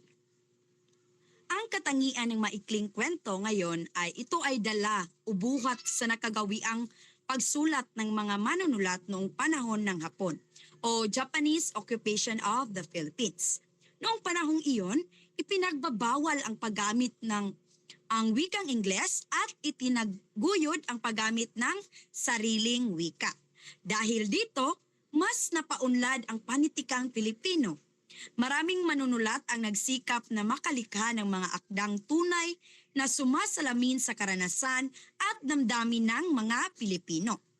Sa kabila ng kahirapan, kakulangan ng kagamitan at takot sa digmaan, hindi tumigil ang mga manunulat sa pagpapahayag ng kanilang saloobin sa pamamagitan ng panitikan. Ang kanilang mga akda ay nagbibigay inspirasyon sa mga mambabasa upang patuloy na maniwala sa pag-asa at kabutihan sa kabila ng mahirap na sitwasyon. Pakilipat. Okay. So sa panahong ito na ilimbag sa gintong pahina ng panitikang Pilipino ang maikling kwento. Masigasig ang mga manunulat noon sa pagsubok ng iba't ibang paksa at pamamaraan ng pagsulat. Hindi lamang sila nagkwento, nagpahayag din sila ng mga damdamin, karanasan at realidad ng lipunan. Dahil dito, naging mas makatotohanan at mas makabuluhan ang mga akda. Marami ring kwento ang tumatalakay sa mga temang moral, pangarap, at pakikibaka ng bawat Pilipino na nagbigay daan sa mas malalim na pag-unawa sa lipunan noon. Pakilipat. So isa sa mga pangunahing katangian ng maikling kwento mula noon hanggang ngayon ay ang pagiging madula ngunit maligoy. Madula, kapag sinabing madula, ito ay puno ng emosyon at tensyon. Malalim ang banggaan ng damdamin at malinaw ang suliranin ng tauhan. Karaniwan ding may matinding pangyayari na naging sentro ng kwento gaya ng mga trahedya, mga suliraning panlipunan o personal na pakikibaka ng pangunahing tauhan. So ang madulang elemento, ito ay nakakapukaw ng damdamin ng mambabasa at kadalasan ito ay nag-iiwan ng malalim na epekto o aral. Samantala kapag sinabing maligoy, hindi ito tuwirang nagsasabi ng mensahe. May simbolismo or symbolism. Masining na pagpapahayag at minsan ay paikot ang daloy ng kwento. Kaya kailangan itong pag-isipan ng mabuti. Hinahamon nito ang mga mambabasa na unawain ang mas malalim na kahulugan ng akda at bumuo ng sariling interpretasyon. Ang ganitong estilo ay nagpapakita ng husay at sining na manunulat sa paggamit ng wika, tauhan at banghay upang mas maging makulay at makahulugan ang kwento. Ang katangiang ito ay nananatili hanggang sa kasalukuyan. At ito ang tinatawag nating kontemporaryong maikling kwento. So sa ngayon, mas malaya ang mga manunulat sa pagpili ng paksa at mas matapang nilang tinatalakay ang mga sensitibong isyu sa lipunan. Madalas nilang talakayin ang mga isyong panlipunan, pagkakilanlan, diskriminasyon, karahasan, kahirapan at mga personal na pakikibaka na nararanasan ng tao sa modernong panahon. Dahil dito, ang kontemporaryong maikling kwento ay hindi lamang libangan kundi isang paraan ng pagtalakay sa realidad at pagbibigay boses sa mga hindi naririnig. Pakilipat. Okay, isang halimbawa ng maikling kwento sa panahon ng kontemporaryong panahon. Ito ay ang Red ang luha ni Michael na isinulat ni Jimmy Alcantara. So ang kwentong ito ay nagpapakita ng maselang realidad sa lipunan at ito ay gumagamit ng simbolismo upang ipahayag ang mas malalim na mensahe.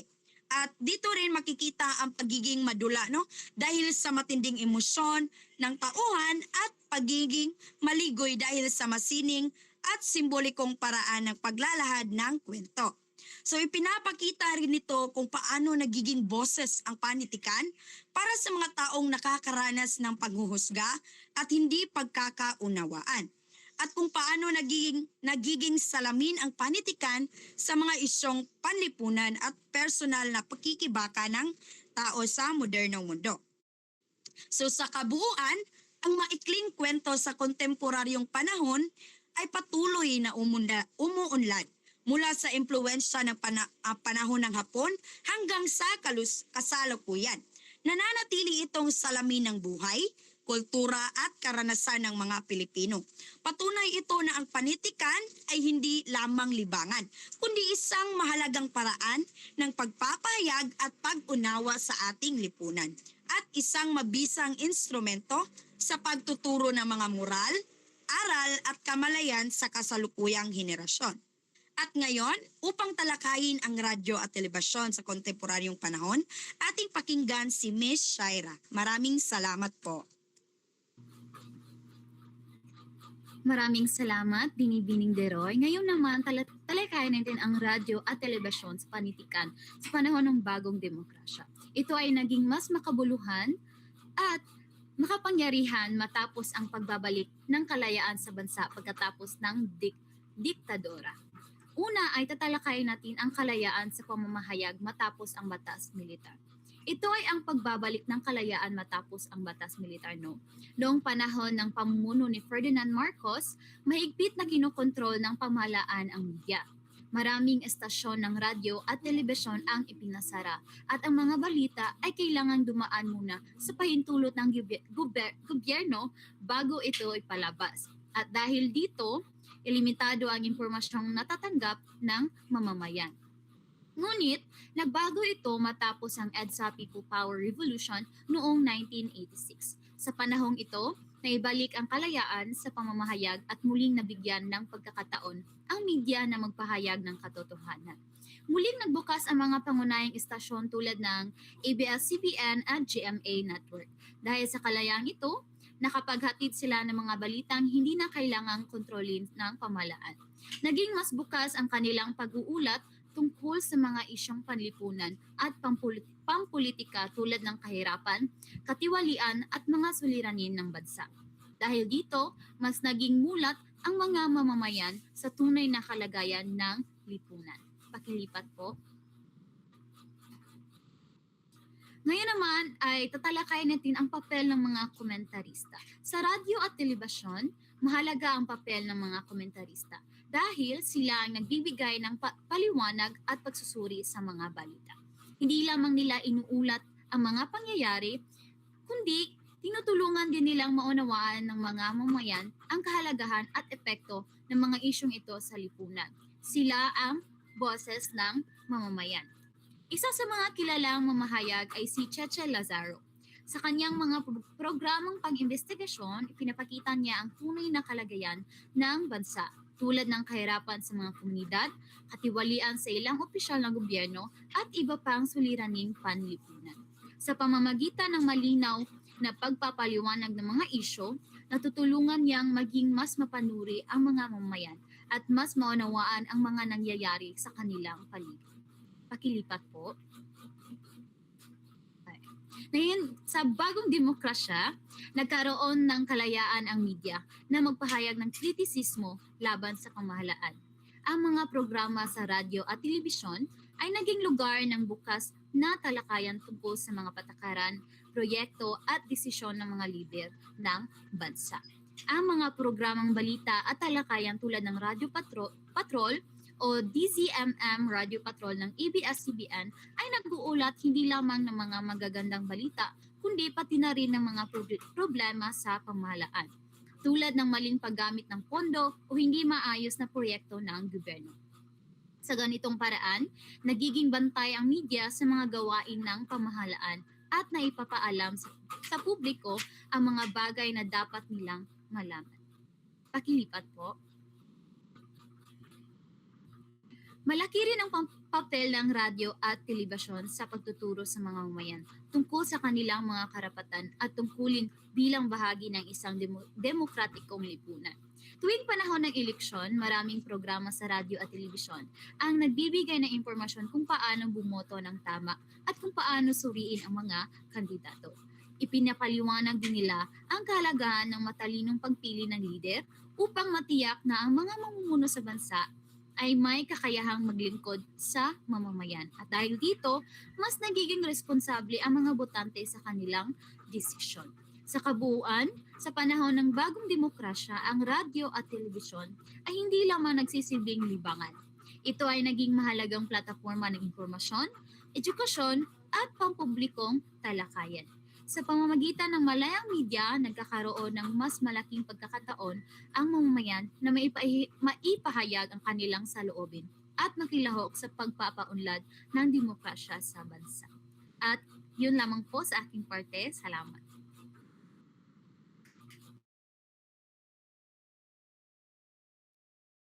Magandang hapon muli sa inyong lahat. Ngayon naman ay dumako na tayo sa panghuling parte ng ating pagbabahagi ngayong hapon. At pag-uusapan naman natin ang tungkol sa mga pagbabago o naging pagbabago pagdating sa pahayagan, magasin at iba pang mga babasahin sa panahon ng bagong demokrasya. Ayan, matapos ang batas militar ni Ferdinand Marcos noong 1972 hanggang 1981, mahigpit ang kontrol ng pamahalaan sa media kagaya ng nabanggit kanina ni Binibining Shaira. Maraming pahayagan din bukod sa mga radyo ang ipinasara at ang mga balita ay kailangang aprubahan muna ng gobyerno bago ilathala. Ngunit, nang matapos ang diktadura noong 1986 sa pamamagitan ng People Power Revolution, muling nabuksan ang pintuan ng malayang pamamahayag.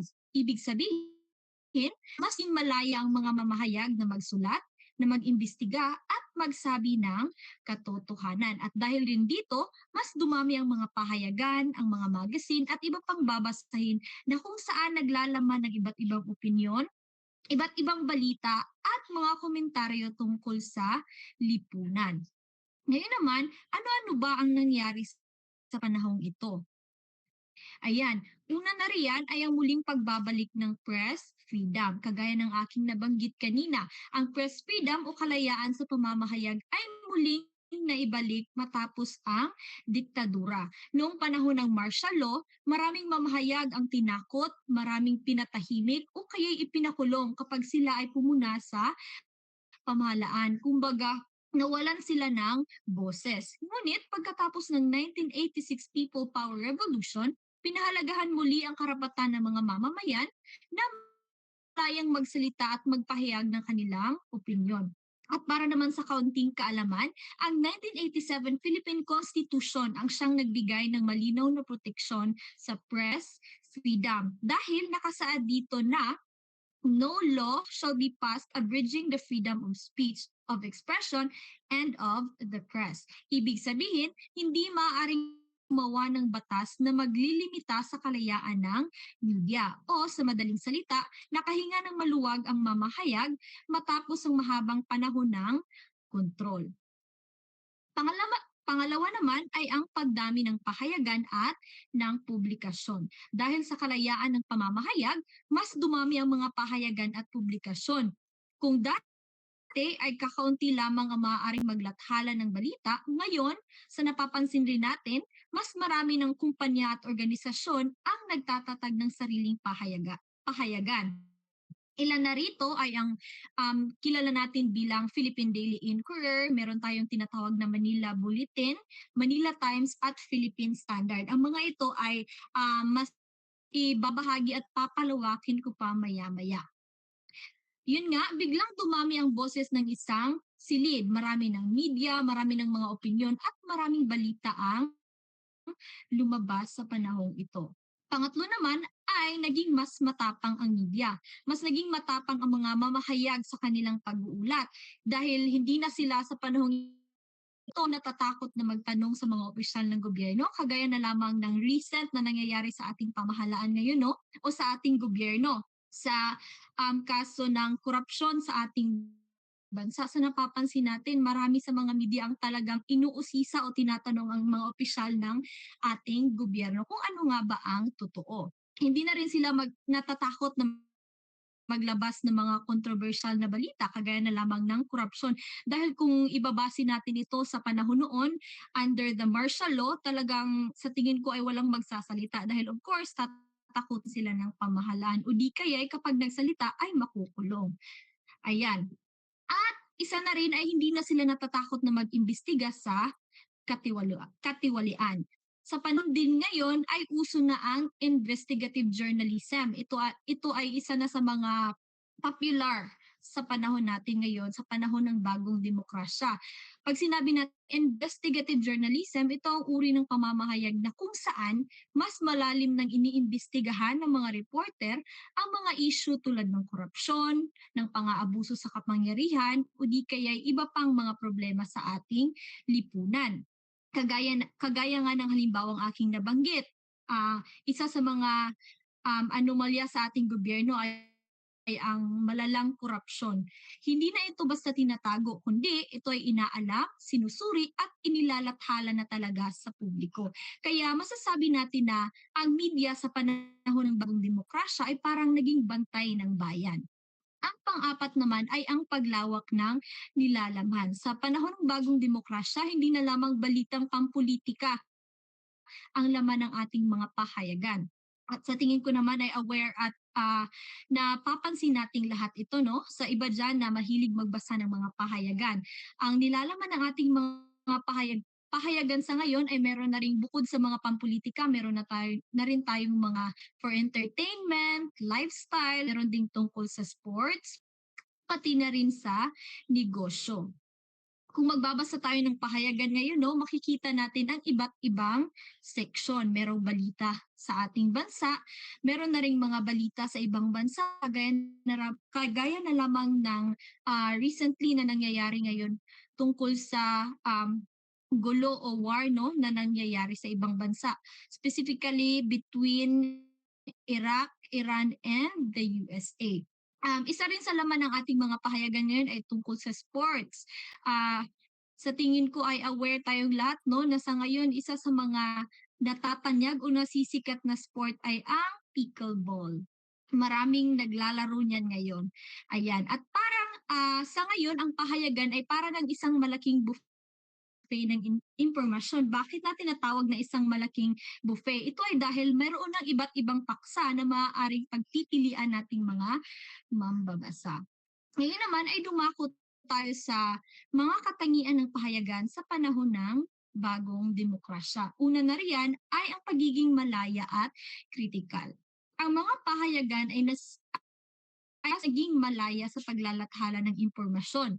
Hindi na sila natatakot na pumuna sa pamahalaan o maglabas ng kritikal na opinyon. Ang pagiging kritikal ng media ay mahalaga dahil pinapanagot nito ang mga lider at ipinapakita nito ang katotohanan sa ating mga mamamayan. O sa madaling salita, ang media ay parang naging ilaw sa madilim na lugar dahil nililiwanagan nito ang mga bagay na dapat makita ng publiko.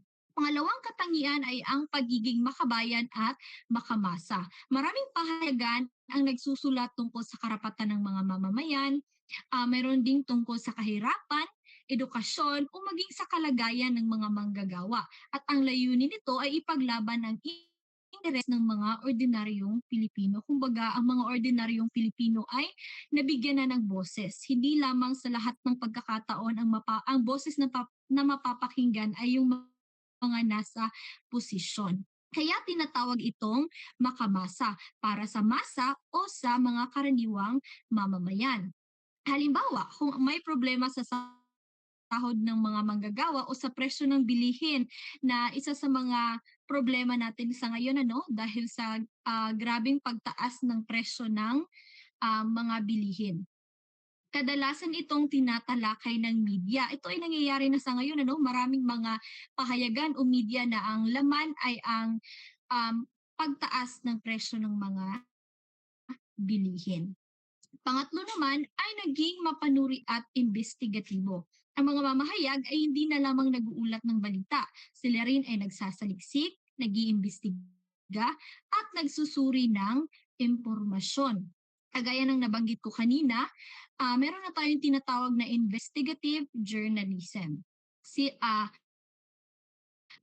Halimbawa, kung may anomalya sa isang proyekto sa gobyerno, kagaya na lamang ng mga projects, no, na link sa grabing korupsyon sa ating pamahalaan, hindi na lamang nila isinusulat na may problema, kundi aalamin na nila kung sino ba ang may responsibilidad sa mga ito, paano ba nangyari ang anomalyang ito, at gaano kalaki ang epekto nito sa ating mga mamamayan.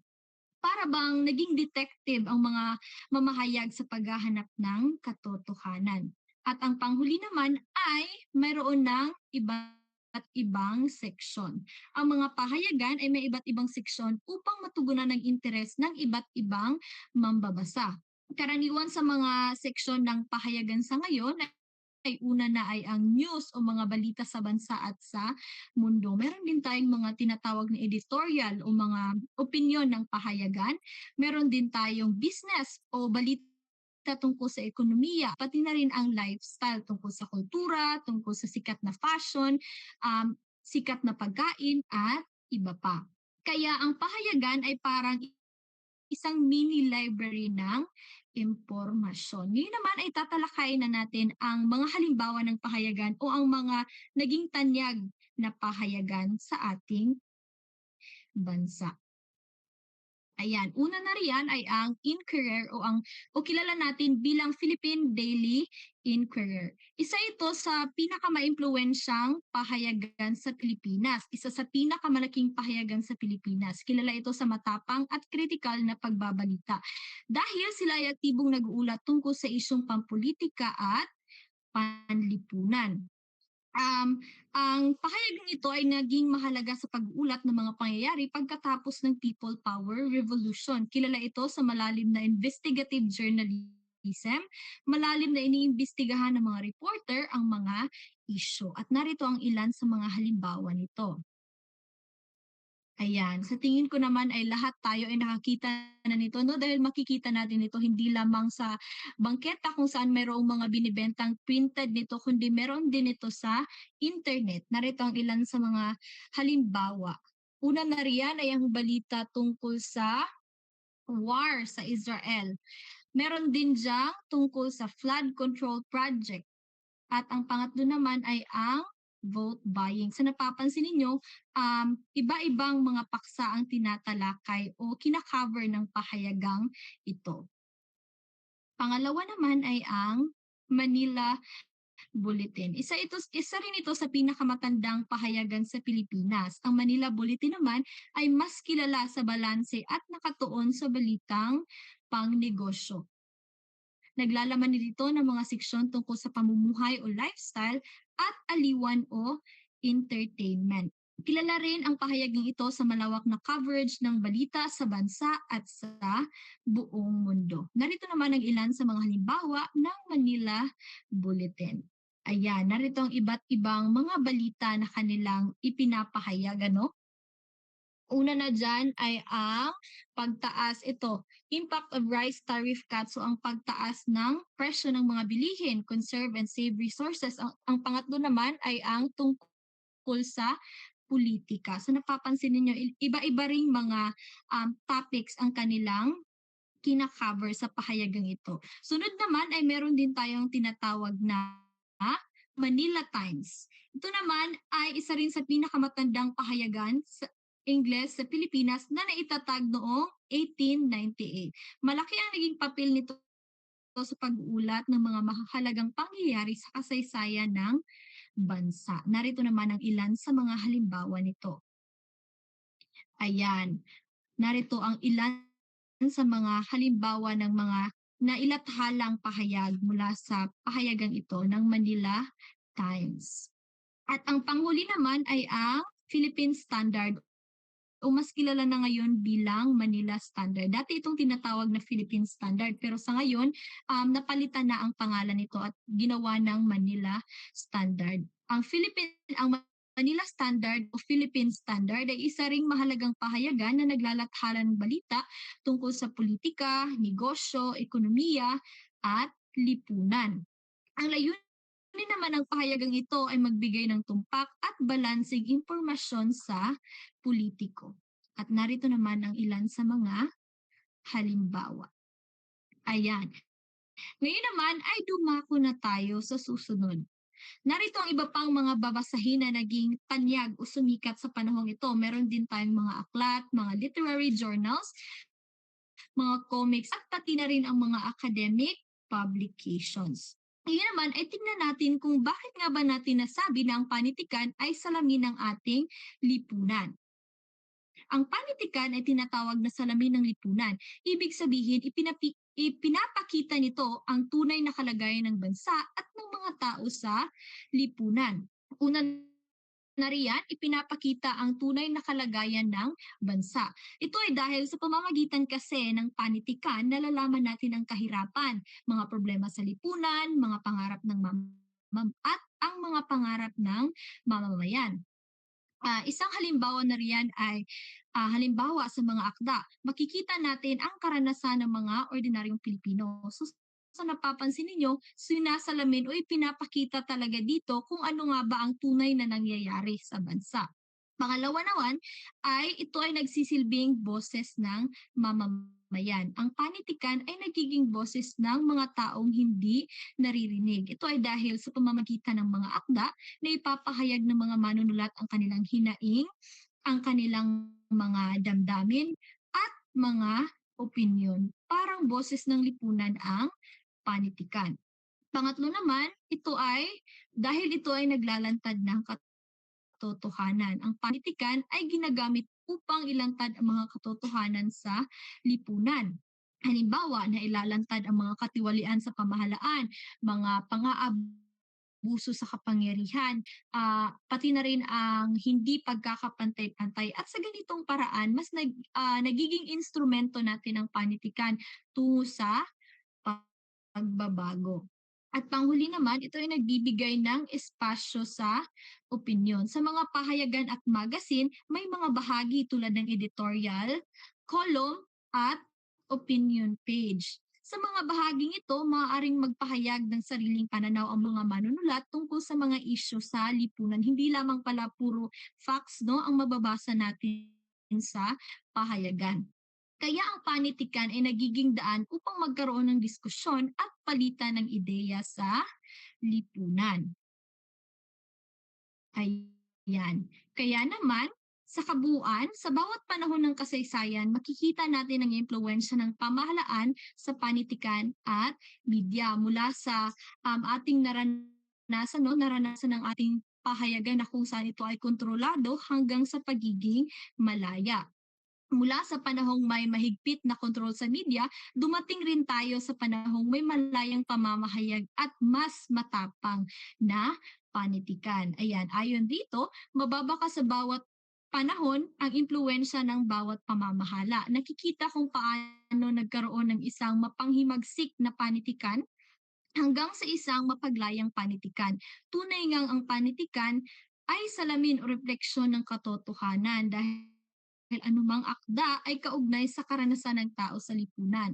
At sa napapansin ninyo mula sa ating mga naging unang paksa, naging mahaba-haba rin ang natahak ng panitikan sa ating bansa. At naipakita nito na isa sa mga tungkulin ng panitikan ay ang maglahad ng sariling kaisipan, pananaw, hinaing at saloobin sa kapwa. Dahil sa panitikan, hindi lamang natin nakita ang kahusayan ng mga manunulat, kundi pati na rin ang papel ng panitikan sa buhay ng bawat tao.